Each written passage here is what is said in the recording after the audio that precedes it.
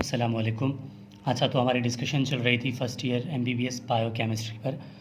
इससे जो हमारा चैप्टर चल रहा था वो है कार्बोहाइड्रेट्स के बारे में था। इससे पहले हमने कार्बोहाइड्रेट्स क्लासिफिकेशन, उसके फंक्शंस वो अपलोड कर दिए थे। फिर दूसरी वीडियो में हमने मोनोसेक्राइड, पॉलीसेक्राइड ये डिस्कस किए थे। अभी जो डिस्कस करेंगे वो पॉलीसेक्राइड डिस्कस करेंगे। पॉलीसेक्राइड की दो वीडियोज़ आएंगे। वीडियो 1 पहला ये होगा, इसके बाद जो दूसरा आएगा वो पार्ट 2 होगा। ये पॉलीसेक्राइड्स, ठीक है, ये क्या होते हैं वो हम देखने लगे हैं। पॉलीसेक्राइड्स आर, नाम से ज़ाहिर है ना, पोली का मतलब है मोर देन वन, यानी ज़्यादा। सेक्राइड मीन यूनिट, मतलब शुगर, यानी polysaccharides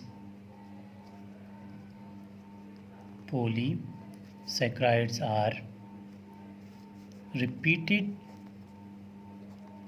repeated unit of monosaccharide. हमने कहा polysaccharides are repeated unit of monosaccharide. इसका मतलब ये है कि हमने कुछ मोनोसेक्राइड को एक साथ रखा और इसको एक ग्लाइकोसाइडिक बॉन्ड से जोड़ा, तो हमारे पास क्या बना, पॉलीसेक्राइड। मिसाल के तौर पर मैंने ग्लूकोज, ठीक है, इस तरह ग्लूकोज के कुछ चेन में बनाई। अब इनको मैंने ग्लाइकोसिडिक बॉन्ड, ये जो इनके दरमियान है, यहाँ पर बॉन्ड बनाया। अब इनका नाम क्या हो गया, पॉलीसेक्राइड, क्योंकि मोर देन वन है, ज़्यादा है, तो ये पॉलीसेक्राइड हो जाता है। ठीक है, पॉलीसेक्राइड किससे होते हैं, हेल्ड बाय, किससे मतलब जुड़े हुए होते हैं, ठीक है, हेल्ड बाय ग्लाइकोसाइडिक बॉन्ड। ठीक है, जो पॉलीसेक्राइड होते हैं इनके दरमियान कौन सा बॉन्ड है, ग्लाइकोसाइडिक बॉन्ड। मतलब ये हमें यहाँ तक समझ आ गई। अब जो दूसरा पॉइंट जो है, हम ये कहेंगे कि पॉलीसेक्राइड्स, ठीक है, या तो ब्रांच्ड होते हैं या फिर ये लीनियर होते हैं। पॉलीसेक्राइड्स, ठीक है, मे एग्जिस्ट एज लीनियर, ठीक है, या तो इस तरह लीनियर होते हैं चेन की फॉर्म में, ठीक है, यहाँ पर ग्लूकोज ये मिसाल, ये ग्लाइकोसिडिक बॉन्ड है, या तो लीनियर होते हैं या फिर ये ब्रांच्ड होते हैं, फिर ठीक है, या फिर जो पॉलीसेक्राइड्स होते हैं मे एज, ठीक है, या फिर ब्रांच्ड होते हैं, ठीक है, या यहाँ पर इस तरह एक ब्रांच है, किस तरह है, यहाँ पर कोई ग्रुप लगा हुआ है, यहाँ पर कोई ग्रुप है, ठीक है, यहाँ पर इस तरह कुछ ब्रांचिंग होती है। ये बात आती है पॉलीसेक्राइड की मेन इंट्रोडक्शन में। अब पॉलीसेक्राइड जो हैं वो, इसको मज़ीद हम डिवाइड करते हैं। हम कहते हैं कि polysaccharides are divided into 2 group, ठीक है, इनको 2 ग्रुप्स पे हम लोग क्या करते हैं, डिवाइड करते हैं। ये कौन कौन से 2 ग्रुप हैं, पहला है होमोपॉलीसेक्राइड, होमोपॉलीसेक्राइड, और जो दूसरा है वो है हेटेरोपॉलीसेक्राइड या हेट्रो इसको कोई पढ़ता है, कोई हेटेरो पढ़ता है, whatever as you want, heteropolysaccharide. ठीक हो गया। अब जो वर्ड होमो है, होमो का मतलब है सेम, ठीक है, इसका मतलब ये होगा कि हम इनको हाइड्रोलाइज करेंगे, मतलब तोड़ फोड़ कर इसको अलग करें, तो हमें same as it is single compound है। मिसाल, अगर हम इसको तोड़ते हैं तो हमें सिर्फ ग्लूकोज मिलेगा, तो ये होमोपॉलीसेक्राइड हुए। अगर हेटेरोपॉलीसेक्राइड को हम तोड़ेंगे तो हमें सिर्फ ग्लूकोज नहीं मिलेगा, इसके साथ साथ कुछ और चीज़ें भी मिलेंगी, ठीक है, मिक्सचर होगा। तो हम कहते हैं ऑन हाइड्रोलाइसिस दे प्रोड्यूस, ठीक है, ऑन हाइड्रोलाइसिस दे प्रोड्यूस या they give single type of monosaccharide. लाजमी बात है ना, पॉलीसेक्राइड है, इसको हम जब हाइड्रोलाइज करेंगे, तोड़ेंगे, तो हमें मोनोसेक्राइड मिलेगा।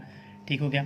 अब इस पे बात करें, इस पे क्या होगा, इसको कहेंगे कि on hydrolyse they give mixture of monosaccharides, ठीक है, ऑन हाइड्रोलाइसिस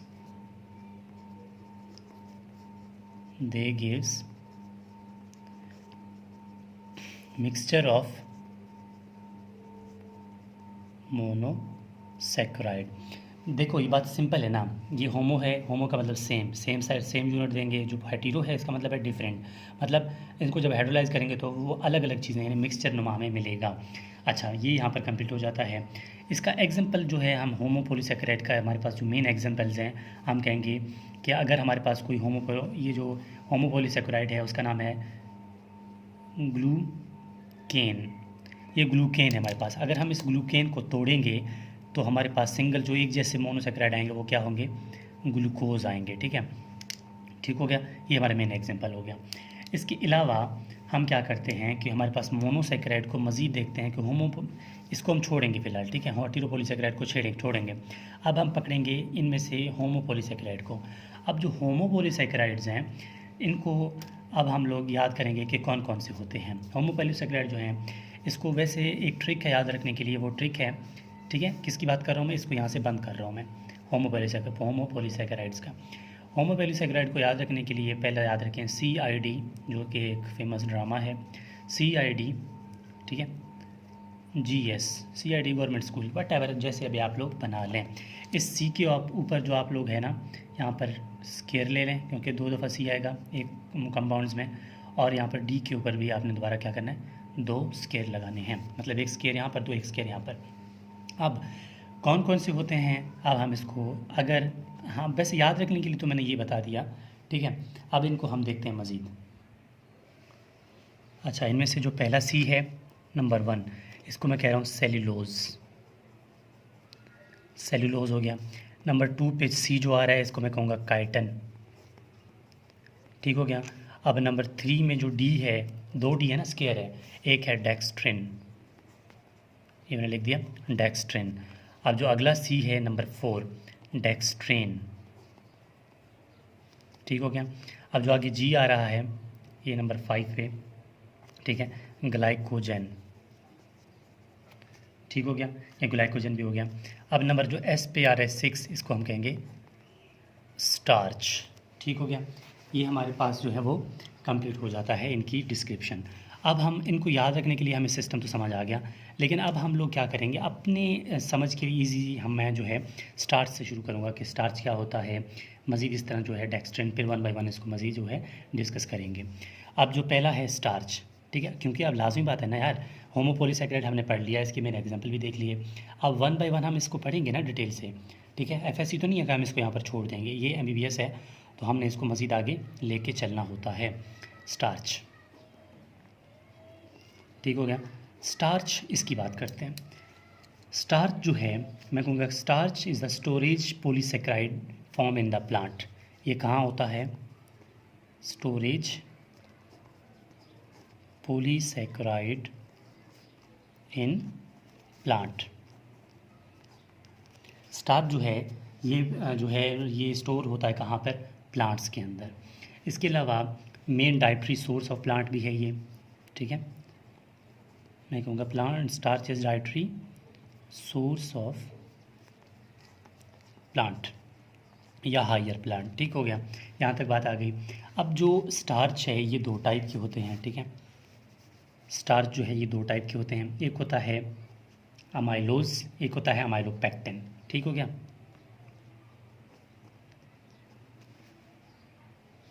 अच्छा, स्टार्च में जो है ये 2 पॉलीसेकेराइड के कंपोनेंट होते हैं, ठीक है, एक है अमाइलोज, एक है अमाइलोपेक्टिन, ठीक हो गया।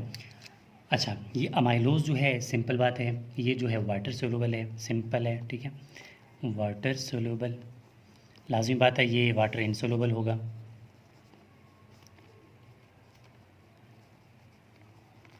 ये वाटर इनसोल्यूबल है। अब दूसरे पॉइंट मतलब ये जो है वो अनब्रांच्ड है, और ये क्या होगा, ये अनब्रांच्ड है अमाइलोज, ये अमाइलोपेक्टिन जो है वो ब्रांच्ड होगा, ठीक हो गया। इसके बाद ये जो अमाइलोज है इसमें 1,4 ग्लाइकोसाइडिक लिंकेज है, ठीक हो गया, और इसमें 1,6 लिंकेज है, ठीक है। इसके अलावा जो स्टार्च है ये हाइड्रोलाइसिस जब होता है स्टार्च, ठीक है, ये बहुत इंपॉर्टेंट पॉइंट है। स्टार्च को जब हम स्टार्च ऑन हाइड्रोलाइसिस,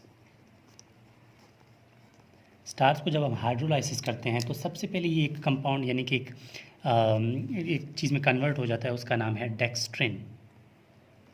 ये एक MCQs है, ठीक हो गया।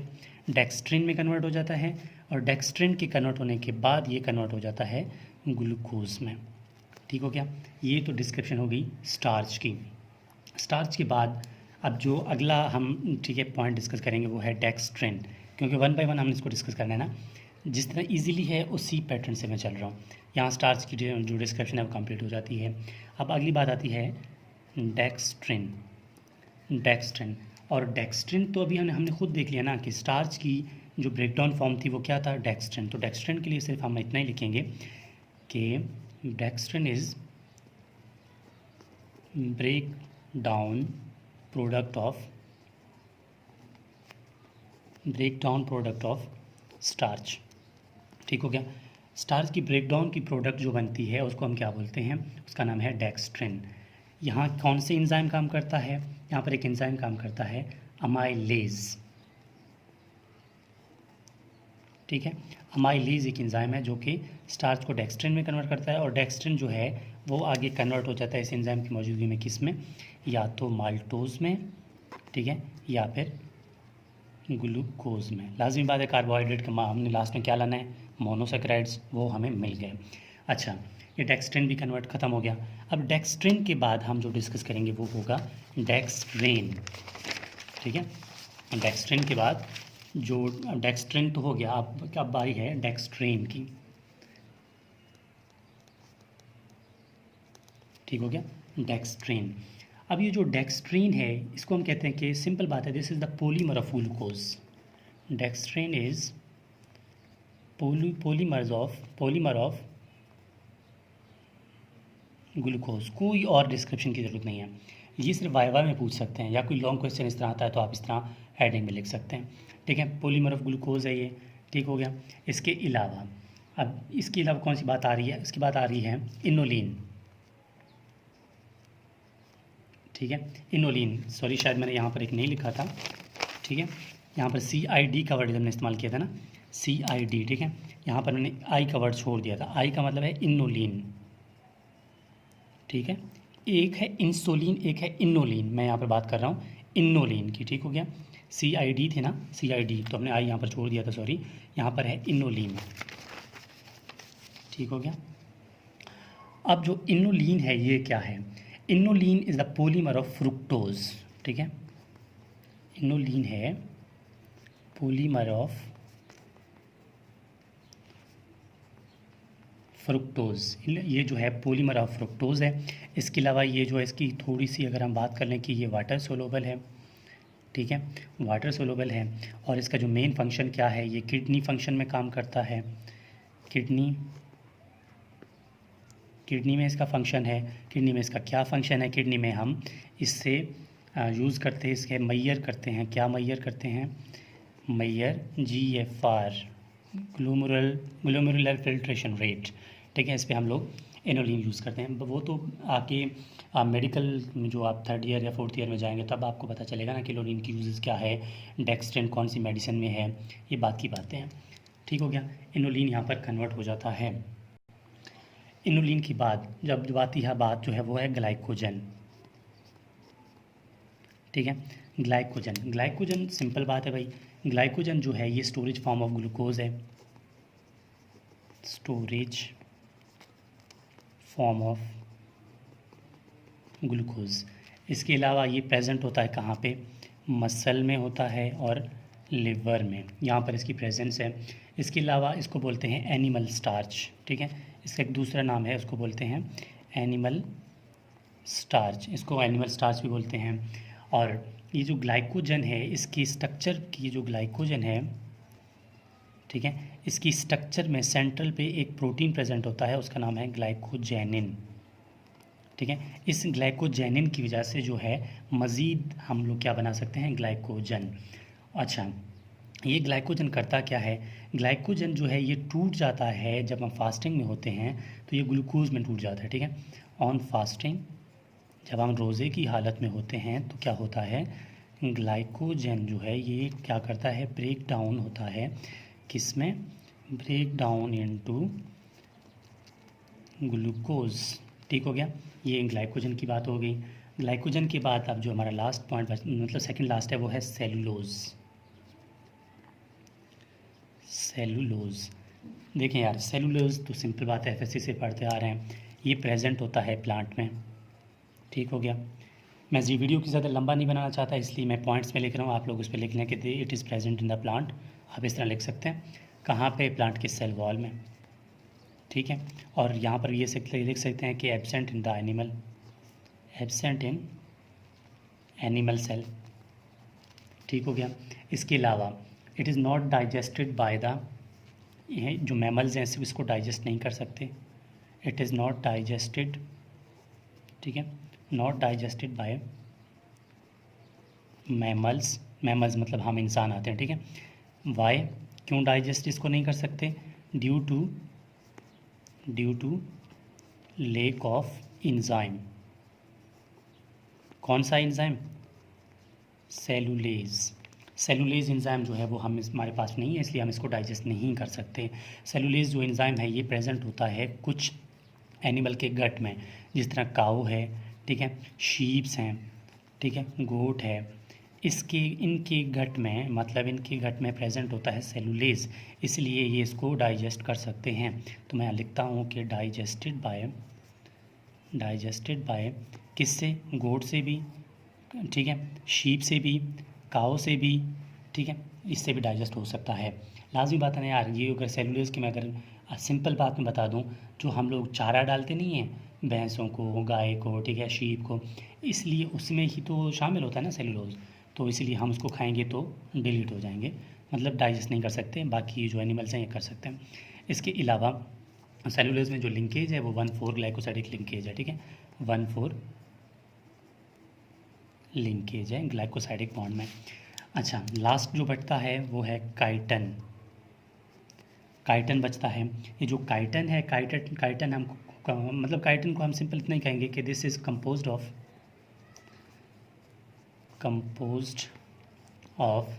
N acetyl glucosamine, N acetyl glucosamine, ये केमिकल है, उससे कंपाउंड मतलब जो है कंपोज्ड है, बना हुआ है। इसके अलावा इसकी मतलब केमिकल नेचर है। इसके अलावा फाउंड कहाँ पर होता है, found in exoskeleton of micro organism, ठीक है। माइक्रो ऑर्गेनिज्म में भी कौन सा एग्जाम्पल जो हमारे पास है वो है इंसेक्ट्स, इंसेक्ट्स जो है वहाँ पर प्रेजेंट होता है। तो देखें, हमने यहाँ पर टोटली मतलब ओवरऑल डिस्कशन कर ली है पॉलीसेकेराइड्स की, कौन सी, होमोपॉलीसेकेराइड की। अब अगला जो सेकंड पार्ट आएगा वो बात होगी हेटेरोपॉलीसेकेराइड या फिर हेट्रोपॉलीसेकेराइड। अब इस पे हमने ओवरऑल डिस्कशन कर ली है, ठीक है, कि हमारे पास जो है ये पॉलीसेकेराइड किस तरह होते हैं, क्या क्या टाइप्स होते हैं। देखिए, मैंने पहले भी कहा है, अभी भी कहूँगा कि हम जैसे ही इसको कंप्लीट करेंगे तो हम डायरेक्टली आएंगे इसके पास पेपर्स पे, ताकि मुख्तलिफ स्टूडेंट्स को जो भी प्रॉब्लम्स हो रही है वो सॉल्व हो सकें। तो यार, वीडियो अगर पसंद आए तो इसको शेयर करें, कमेंट करें, ताकि हमें फ़ीडबैक मिलता रहे, और प्लीज़ बहुत से ज़्यादा से ज़्यादा इसको शेयर करें ताकि बाकियों को भी फ़ायदा हो। Thank you.